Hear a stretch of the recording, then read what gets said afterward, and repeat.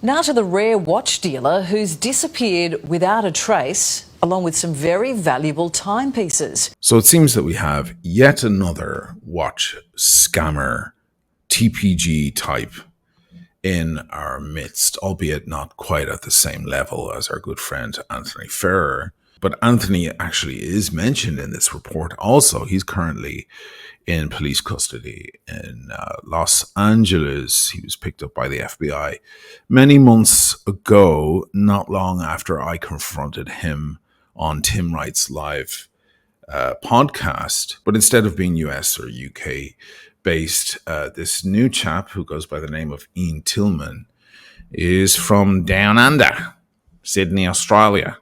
So let's take a look at this news report. Now to the rare watch dealer who's disappeared without a trace, along with some very valuable timepieces. Collectors who left their watches with Ian Tillman for safekeeping are now hundreds of thousands of dollars out of pocket, and the hunt is on to find him before time runs out. For some, they're more than timekeepers that sit on your wrist. They're fashion statements. They're collector's items. They're investments. Some of these watches are rarer than diamonds. James Wallace collects them, but he also buys them and waits for the value to grow. He paid Sydney business Watches Silly R thing to Us do these days. $103,000 for 3 Rolexes at the start of this year. Things didn't add up by late January. I thought, well, you know, these watches should have been flowing into the country. I should have them. But he just always had an excuse. He was away. He was uncontactable for little periods of time. But then he'd get straight back on the message and contact me immediately with some excuse. He is Ian Tillman, the watch broker, who's disappeared. Gone to some serious cash and some high-end watches. Value. Okay, this is the problem, guys. Look, I'll play the rest of the report. It's only 5 minutes long, and then I'll share my thoughts. But Jesus, look at that! Look at the tattoos on his hand. Mother of God! At up to $50,000. The watches were owned by individuals. Tillman had them on consignment, selling them for a commission. And it was actually how I found out about it. Was in early February. I typed into Google "Watches R Us," and the first thing that came up was "watch scam," and that's where I just sank, and I was like, "Oh no!" I started reading. It was like this bad dream. Tillman ran Watches R Us with a private showroom in the heart of Sydney. This alleged victim, who asked not to be identified, handed over his rare timepiece in 2019 to Tillman. It was a D Bethune, which was individually numbered. Oh boy, nice watch. Well, first, I went in with him with another watch. He gave me cash for that. In fact, I sold 2 watches through Watches R Us. When it came to D Bethune, we realized that it was rare. There wasn't a big market for it because they're a relatively small brand, and so it could take a couple of years to sell. So rather than give me cash, he said, "We'll put it on consignment. Maybe there would be a market for it in the future." So, quite frankly, it was in his safe, as I thought, in Elizabeth Street and secure. And if a buyer came up, he would call me. He says he checked in every few months. At the start of this year, a red flag. I first looked at it on YouTube channel, and there was a case of a watch dealer who was quite well known. He'd had quite a big YouTube presence.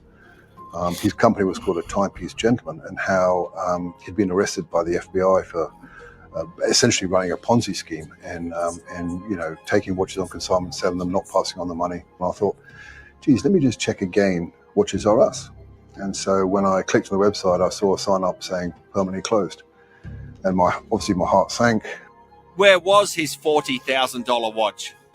The D Bethune has a unique serial number, which he tracked down to a web shop based in Dubai. God. So your watch is sitting on a website in Dubai and it's being offered by some guy from Switzerland. So yeah, they confirmed it was the watch, and they also confirmed that they hadn't actually got it. They were also a watch broker. They had it on consignment for a gentleman in Switzerland. And guess what? They still have it listed. Watches R Us parent company is Mazal Group, trading since 2016. Oh my God. Mazal Group. Anybody else just throw open their mouth? Mother of God. It's the worst whenever I hear that phrase. I mean, I know it has great history and so on, but it's just been, I don't know. I think at this point, when somebody uses that phrase, mazal, it's a bloody red flag. Sorry. Ian Tillman was the frontman, but he ceased as a company director on February 7 this year. It went into liquidation 9 days later, on February 16. The liquidator's report showed $68,000 left in the company bank account, which was immediately frozen. And it says more than $1.2 million were transferred to various people immediately before liquidation, including almost $52,000 to Tillman himself. We know of up to 14 people who say they're severely out of pocket because of Watches R Us. Some have complained to police and other authorities. We've made extensive inquiries right across Sydney looking for Ian Tillman, including here, where the business was based in the CBD. But like his customers' cash and watches, he's vanished. There are some people that have been saving up for years on end to be able to afford their dream watch, and it's all blown up in smoke because of how they've been treated by Watches R Us. Adam Gleeser is a consumer advocate representing the ticked-off customers. There's one guy that paid over $40,000 in cash because that was the form of payment that Watches R Us preferred and asked them for. Oh, no shit. Do the right thing. Watches R Us. No kidding. How can you actually live with the fact that there are so many people out there that paid a significant amount of money, trusted you for a watch, and you've treated them like this? It's a disgrace. Yeah, so he just made off with the watches, and surprise, surprise, he preferred cash payments, yada, yada. Guys, I've spoken about this a lot. The watch game, unfortunately, is rife with gangsters, with geezers, with basically used car salesmen.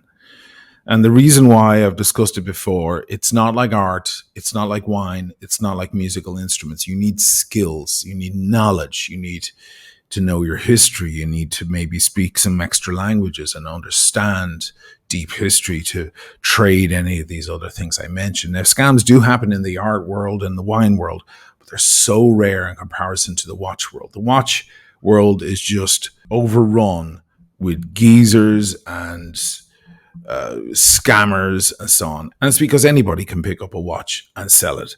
You don't need to know a whole lot. Now, if you go to one of the big watch conferences, like in Geneva, the Watches and Wonders, you'll see men in beautiful suits who speak 4 languages and they understand history, and they probably deal also in art and wine and many other beautiful, great things. But unfortunately, there's another side where a guy like Anthony Ferrer or this Ian Tillman guy, who, I'm sorry to judge the people on their appearances, but you see him there with his cap and his doodle tattoos that look like they were done in marker all over his arms. You think this guy understands the difference between a Bordeaux and a Burgundy, or a Cézanne and a Toulouse-Lautrec? There's no fucking way. These guys are not cultured people. They don't understand anything about watches, and they just grab your watch and flip it. I'm sorry to be a snob about it, but it's just the way it is. The watch world attracts in vulgarians. And here we are. And half of these guys have done time in jail, or their best friends have done time in jail. They have connections with gangsters, with geezers, with all sorts of shady characters. And they're out there with your watches, handing them your watch on consignment. At this point, it always was, but really now is absolute lunacy. Do not even consider doing it for a second. I hope I made myself clear. I'm sick of seeing our lovely hobby overrun by these hooligans. I hope you enjoyed that. Thanks for watching. Peace and love.